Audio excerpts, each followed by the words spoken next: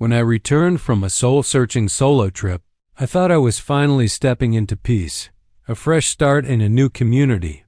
But my first day back, before I could even unpack, the woman next door, known around the neighborhood as HOA, Karen, called the cops on me. She claimed I didn't belong in the house I had just bought. Her hostility only grew from there. But I wasn't about to be pushed out by her lies and intimidation. Instead, I found a way to turn her own arrogance against her, and by the end, I legally blocked the one thing she cared about most, her only parking spot, when I stepped off. The plane after months abroad, I carried with me more than just a suitcase. I carried exhaustion, relief, and the quiet hope of starting over. My solo trip had been my escape, a deliberate pause button on the chaos that had consumed my life. For years, the endless deadlines, the toxic office politics, the constant feeling of being squeezed dry. I left it all behind for a journey that stretched across borders and oceans, searching for something I couldn't quite name. And though I visited mountains that swallowed the sky, cities that never slept, and beaches that seemed to melt into eternity, the most important discovery was not about where I went, it was about what I wanted. I realized that what I craved wasn't more adventure. It was stability, roots, a place that was mine. That's why, before I even booked my return ticket, I had signed the papers for a modest but beautiful home. Not flashy, not enormous, but steady. It sat at the edge of a gated community, lined with identical rooftops and manicured lawns, the kind of place that promised routine and predictability. To some people, it might have looked boring. To me, it looked like peace. When the taxi pulled into the neighborhood for the very first time, I felt something inside me loosen. Families were out walking their dogs. Children zipped past on scooters, laughing. A retired couple tended to a bed of flowers in front of their porch. The air was quiet but not empty, alive with the hum of ordinary life. Exactly what I thought I had been searching for. I unlocked the front door, stepped into my home, and for the first time in years, I allowed myself to breathe. The walls smelled faintly of fresh paint. My furniture had been delivered while I was away, still wrapped in protective plastic. The kitchen counters gleamed, untouched.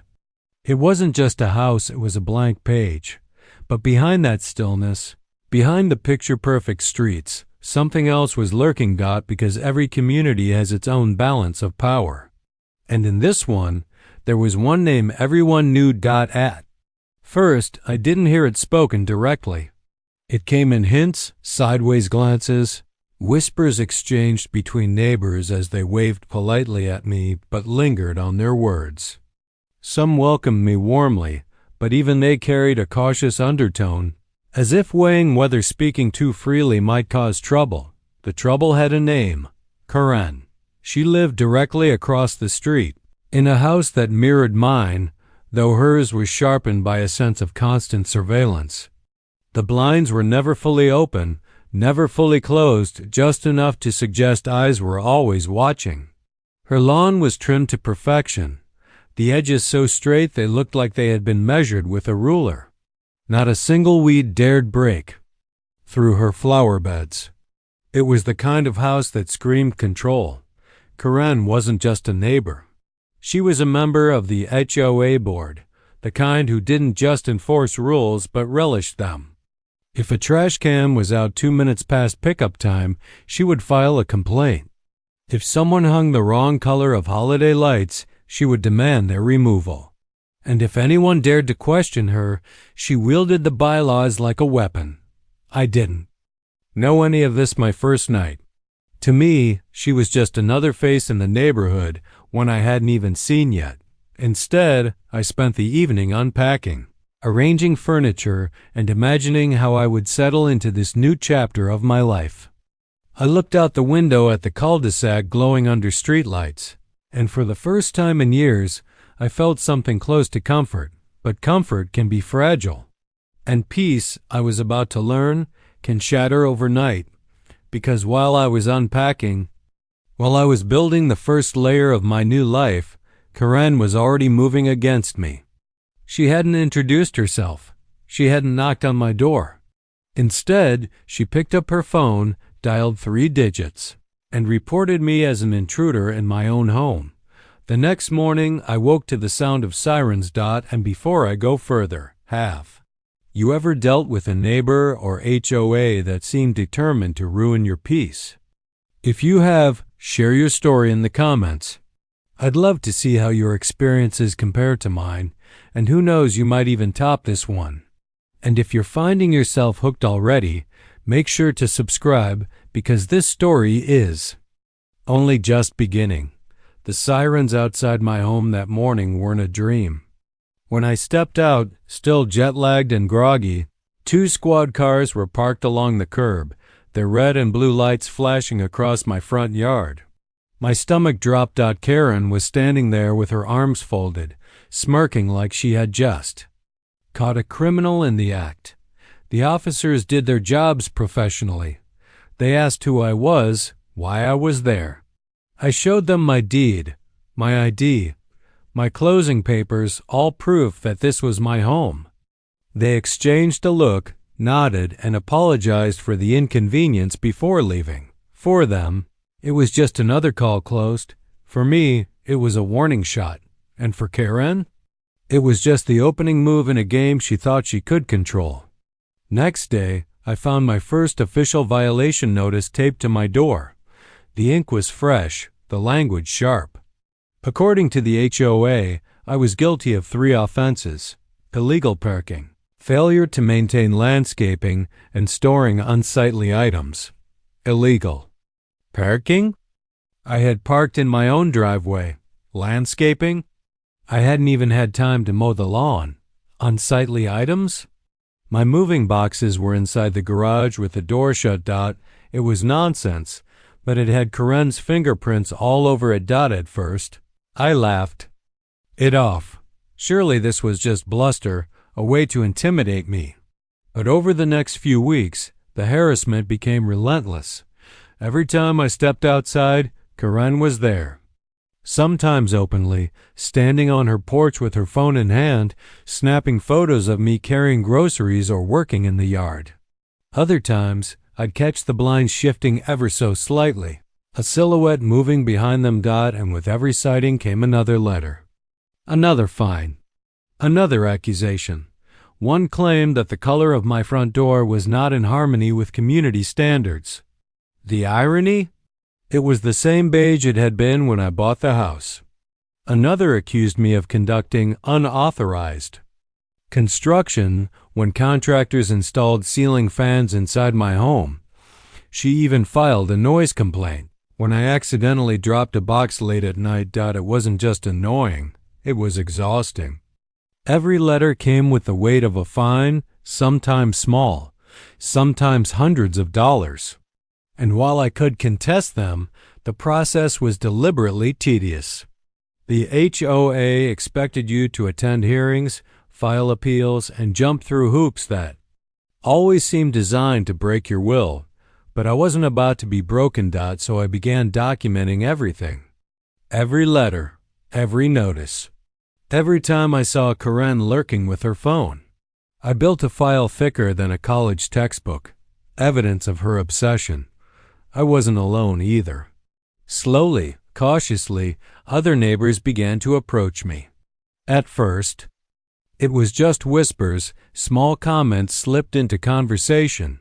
She did the same to us when we moved in. Don't take it personally, she's been like this for years. She thrives on it. The more I listened, the more I realized I wasn't Karen's first target. I was just her latest. One neighbor told me she had been fined for planting the wrong type of flower. Another said she was forced to repaint her fence 3 times in a year because Karen claimed it didn't match community standards. Someone else admitted they had eventually moved away just to escape her constant harassment. Karen wasn't just a difficult neighbor. She was a tyrant in a cul-de-sac kingdom, and the HOA was her throne. But as much as she thrived on intimidation, She had one weakness: her house, so perfectly trimmed, so meticulously kept, had only one designated parking spot. No garage, no extra driveway. Just one small rectangle of asphalt carved into the curb. And because of how the bylaws were written, she didn't own that spot. It was common property. That fact alone lit a spark in me. If Karen wanted to play by the rules, then I would master them. If she wanted to use the HOA as her sword, then I would use it as my shield and eventually my hammer. I started reading the bylaws.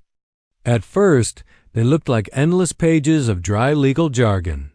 But the deeper I dug, the more I realized they were Karen's playbook, and inside them, I found the cracks.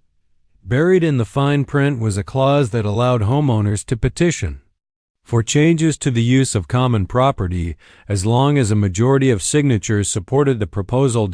It was a loophole. And it was exactly what I needed. Now, getting those signatures wouldn't be easy.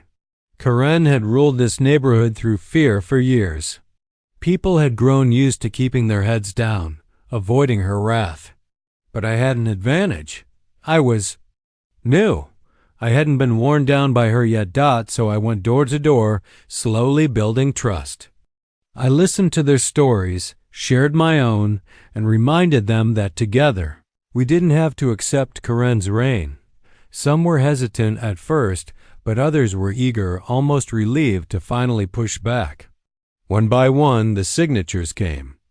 In quietly, secretly, but steadily. By the end of the week, I had more than enough. The petition was filed. The board, much to Karen's outrage, had no choice but to approve it. The new rule was official. The one parking spot Karen had clung to for years, it was no longer hers to claim. And when the news reached her, the mask she had worn for so long finally cracked. Before I tell you exactly how Karen reacted when she realized her only parking spot was gone, I want to pause for a second. If you've ever had to deal with an HOA or a neighbor who seemed to thrive on making your life miserable, let me know in the comments, because I promise I'm not the only one who's lived this nightmare. And if you're enjoying seeing how this unfolds, make sure you're subscribed so you don't miss the climax of this story. The petition had been approved. The ink was dry. The bylaw change was official. For the first time since I moved in, felt like I could breathe again. But I also knew what was coming. People like Karen didn't go quietly. The morning the new rule went into effect, I watched from my porch as Karen strutted out of her house, car keys jangling in her hand. She was wearing her usual uniform, a pressed polo tucked too tightly into khaki pants, hair pulled into a stiff bun, sunglasses perched like armor. To her, this wasn't just another day, it was a performance. She believed everyone was watching her, admiring her order, her authority. But this time, people really were watching. Neighbors peeked from their windows, leaned casually on porches, even pretended to water their lawns as they waited for the moment to unfold. Word had spread quickly. Karen's only parking spot was no longer hers to claim. And everyone wanted to see what she would do. She walked briskly to the curb, her expression as sharp as a blade. Then she froze. The rectangular patch of asphalt that had once been her personal kingdom was marked with a fresh, official HOA sign. No assigned parking, common use only. It was small, simple, but devastating. The sign was the embodiment of every signature, every whispered complaint, every ounce of resentment the neighborhood had carried for years. And now it stood there like a monument to Karen's downfall. For a second, she just stared at it. Her jaw tightened. Her hand twitched on her car keys. Then, in a move as predictable as it was desperate, she yanked the sign out of the ground and threw it onto the grass. That was her mistake, because this time, her tantrum wasn't hidden. Phones were out, cameras were rolling. Neighbors who had once cowered now stood openly, documenting every second. Her voice rose, shrill and cracking, echoing down the quiet street. She shouted that this was harassment, that the HOA board was corrupt, that she was being targeted unfairly. She threatened lawsuits, police reports, personal consequences. And right on cue, she called the cops again, but when the officers arrived this time, things didn't go the way she expected.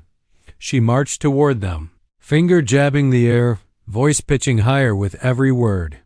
She pointed at me across the street, screaming that I was behind it all, that I had orchestrated a conspiracy to ruin her life.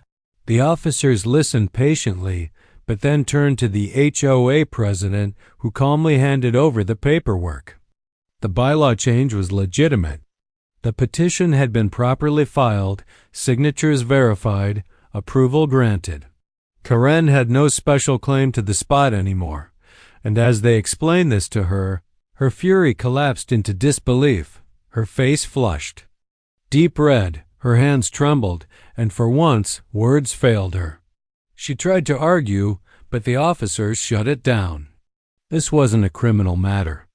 This was the law of her own beloved HOA, turned against her. The same rules she had weaponized for years had finally boomeranged back. The crowd of neighbors, once silent under her reign, began to murmur. Some chuckled, others openly laughed. Few clapped quietly, not for me, but for the justice of the moment. Karen stood there, humiliated, stripped of her authority. And in that moment, she wasn't the HOA enforcer anymore. She wasn't the watchdog, the bully, the self-proclaimed queen of the cul-de-sac. She was just another neighbor, one who had finally been caught in her own trap. She had always believed the rules made her untouchable. But now the rules had caged her.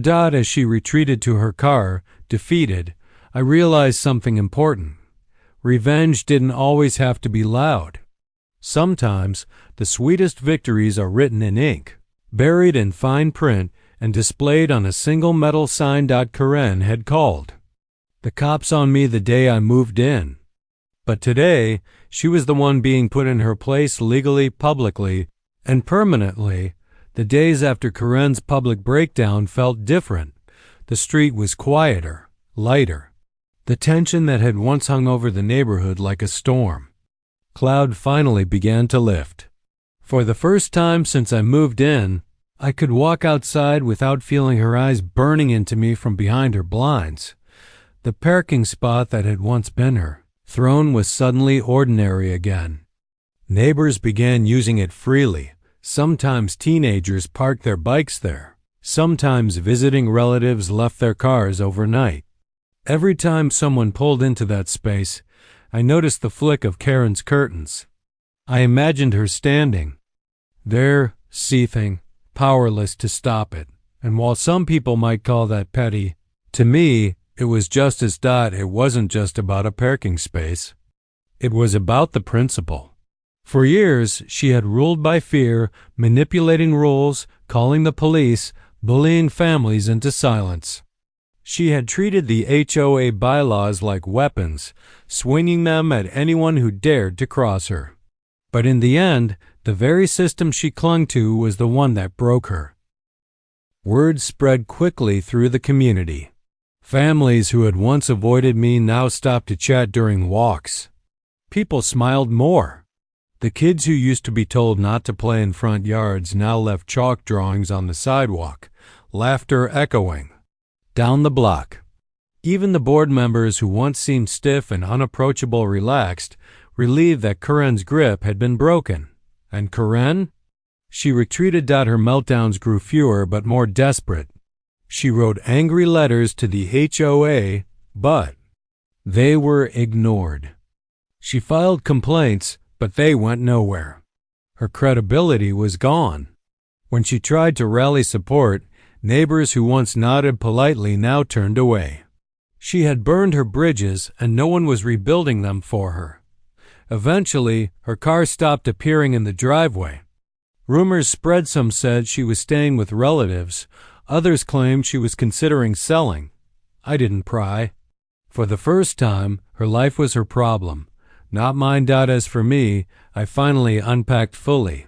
I decorated the guest room, planted flowers by the porch, even hosted a small barbecue for a few neighbors who had stood with me during the fight. It wasn't about celebrating her downfall. It was about reclaiming the peace I had worked so hard to find. Looking back, I realized something important. Justice doesn't always come from shouting the loudest or fighting the hardest. Sometimes it comes from patience, persistence, and knowing how to play by the same rules your enemy once used against you. Karen thought she had the power because she had the rules. But the truth was, the rules belonged to all of us. And once we stood together, her power crumbled. That's the real lesson of this story. In neighborhoods, in communities, even in life, we always have a choice. We can live under fear, or we can take a stand. And sometimes that stand doesn't require fists or fury. Sometimes it only takes a signature, a change in the bylaws, and the courage to push back when everyone else is too afraid. So if you've ever dealt with an HOA nightmare, or a neighbor who thinks they own the block, let this be a reminder. You have options. You're not powerless. And sometimes the sweetest revenge is the kind that leaves you standing tall while your opponent collapses under their own weight. Karen wanted me gone the day I moved in. But in the end, I was the one still standing, still smiling, still home. And her? She lost the one thing she valued most. Control. So, what do you think? Was I right to use the HOA's own rules to take Karen down, or do you think I went too far by targeting her only parking spot? Drop your thoughts in the comments. I'll be reading every single one. And if you've ever had to deal with an HOA nightmare or a neighbor from hell, share your story below. Who knows, you might see it featured in a future video. Don't forget to hit that like button if you enjoyed watching Karen's empire crumble, and subscribe for more unbelievable HOA stories. Because trust me, this isn't the last HOA Karen will run into.